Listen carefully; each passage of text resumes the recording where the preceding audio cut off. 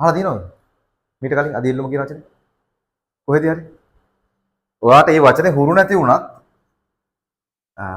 ඔයා ඊට සමාන වචනයක් අහලා තියෙනවා.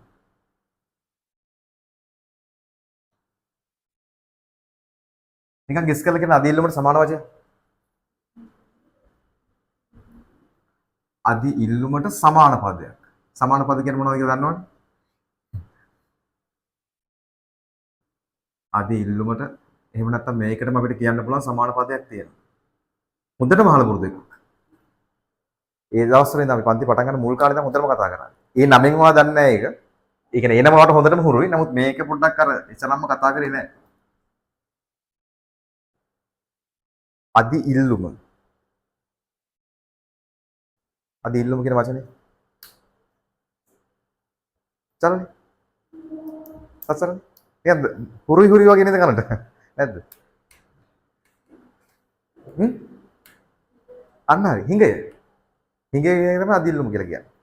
හිඟයක් කියලා කියන්නේ වැඩිපුර ඉල්ලනවා තියෙන්නේ අඩුවෙන්. සපයලා තියෙන්නේ අඩුවෙන් හැබැයි මිනිස්සු වැඩිපුර ඉල්ලනවා. එතකොට හිඟයක් ඇති වෙන්නේ. රයිට්. ඔය හිඟයටම තමයි කියන්නේ අධි ඉල්ලුමක් කියලා. එතකොට කොච්චර බාන්න හිඟයක් තියෙනවද? හිඟය. හිඟය කියන්නේ අපි ඔන්න සැපෙම් කරු සපයු ප්‍රමාණය තියෙනවා. එතකොට ඊට වඩා වැඩිපුර ඉල්ලනවා නම් එතෙන්දී අපි කියනවා වෙළඳ පොලේ බාන්න හිඟයක් තියෙනවා කියලා. මේ වචනේ අහලා පුරුදු වෙකෝ. අධි ඉල්ලුම කියන්නේ තෝකරම තමයි. එතකොට දැන් මේ අධි ඉල්ලුමට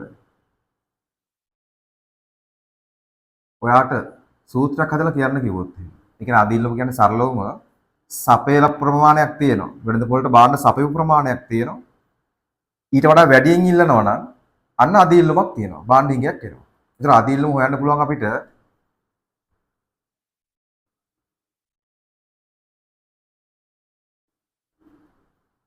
ඉල්ලුම් ප්‍රමාණයෙන් අඩු කළ මොකද්ද?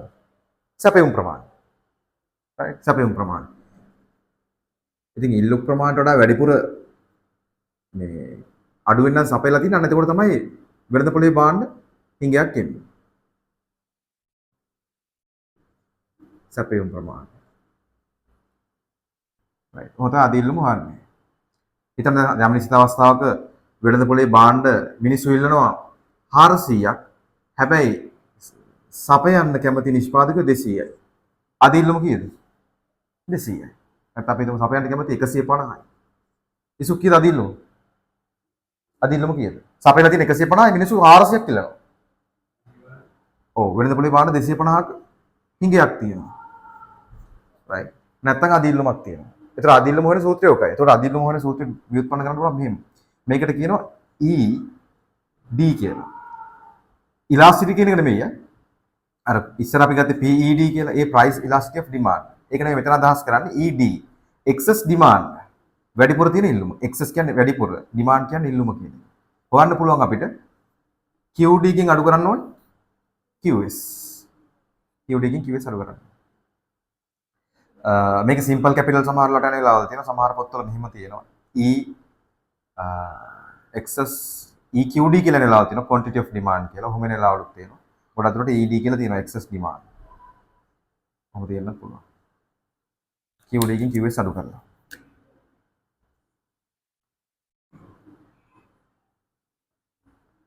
right. මේ උදාහරණට අනුව ඉසුක සමතුලිත මිලයි ප්‍රමාණය කියන්න බලන්න. සමතුලිත මිලයි ප්‍රමාණය. මේ උදාහරණට අනුව. ඔව්. මිල 20 දී ඉල්ලුම් ප්‍රමාණය 200යි සැපයුම් ප්‍රමාණය 200යි. මේ තියෙන්නේ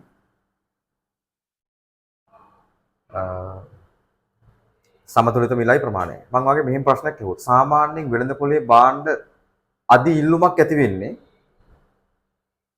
සමතුලිත මිලට වඩා ඉහළ මිල ගණන් වලදීද පහළ මිල ගණන් වලදීද? විශේෂම හිතන්න. මම අහන්නේ වෙළඳ පොලේ භාණ්ඩ අධි ඉල්ලුමක් ඇති වෙන්නේ සමතුලිත මිල වඩා ඉහළ මිල ගණන් වලදීද පහළ මිල ගණන් වලදීද? පහළ මිල ගණන් වලදී තමයි ඇති වෙන්නේ. right. එතකොට සමතුලිත මිලට වඩා ඉහළ මිල ගණන් වලදී අධි ඉල්ලුමක් අපිට හොයාගන්න පුළුවන්. හැබැයි අධි ඉල්ලුමේ එන සංගුණකේ මොකක් වෙච්චද? අධි ඉල්ලුම ඉන්න සංගුණකේ කොහොමත් ඕනම මිල ගණනක අධි ඉල්ලුම හොයන්න පුළුවන්. හැබැයි අධි ඉල්ලුම ඉන්න සංගුණකේ මොකක් වේද? අපි නිකන් මේක හදලා බලමු. දැන් මෙතන ED හෙව්වොත් එහෙම ඔයා ED කියන්නේ ඉල්ලුම් සැපයුම් ප්‍රමාණය අභිභවා තියෙන ඉල්ලුම. අධි ඉල්ලුම කියන්නේ සැපයුමට වඩා කොච්චර වැඩියෙන් ඉල්ලුම තියෙනවද කියන එක. එහෙම නැත්නම් සරලව කිව්වොත් හිඟ. මිල බිඳුවේදී අධි ඉල්ලුම කීයද ඉසුක? 400යි. එතකොට මිල රුපියල් 10යි දිනිසි අධි ඉල්ලුම 200යි. මිල රුපියල් 20 දී අධි ඉල්ලුම කීයද චරණ? මිල රුපියල් 20 දී අධි ඉල්ලුම.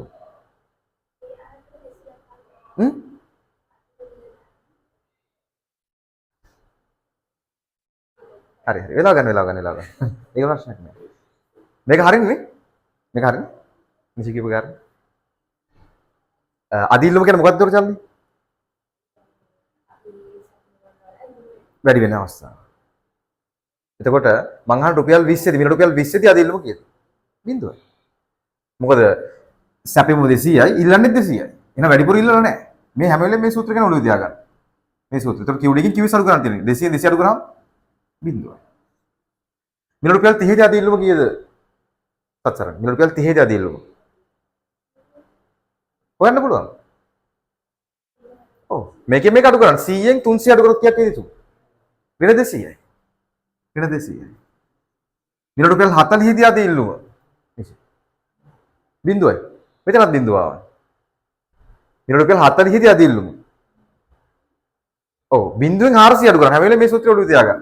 මේක තමයි අධි ඉල්ලුම හොයන සූත්‍රය. හිඟේ කියන්නේ මේකට සමාන පදයක් විතරයි. හිඟේ කියලා මතක තියාගත්තොත් සමහරට ඔයාලට පැටලෙන්නත් පුළුවන්. අධි ඉල්ලුම කියලා මතක තියාගන්න. කෙලින්ම ඉල්ලුමෙන් සැපෙම අඩු කරනවා එච්චරයි. ඒතර ඉල්ලුම් ප්‍රමාණය ඍණ සැපෙම ප්‍රමාණය. ඔයා බිඳුවෙන් 40 අඩු කරොත් එහෙම. උත්තර කීයද? ඍණ 400යි. එතකොට මේකේ මතක තියාගන්න ඕන දේවල් මේක ලේසි ඇත්තට අපිට ඉක්මනට යන්න පුළුවන්. සමතුලිත ප්‍රමාණය ගත්තොත් එහෙම නැත්නම් සමතුලිත මිලේදී අධි ඉල්ලුම කීය වෙනවද? ඔව් ශූන්‍ය වෙනවා. රයිට්. සමතුලිත මිල වලට පහළ මිල ගණන් වලදී තමයි ඇත්තටම අධි ඉල්ලුමක් තියෙන්නේ. රයිට්. අධි ඉල්ලුමක් තියෙන සමතුලිත මිල වලට පහළ මිල ගණන් වල. අපිට පේනවා ඒක. සමතුලිත මිල වලට ඉහළ මිල ගණන් වලදීත් අපිට අධි ඉල්ලුම හොයන්න පුළුවන්. හැබැයි අධි ඉල්ලුම කොහොමද තියෙන්නේ? ඍණාගයක් තමයි එන්නේ. ඇත්තටම කිව්වොත් තියෙන්නේ මේ පහළ මිල ගණන් වලදී තමයි. Right.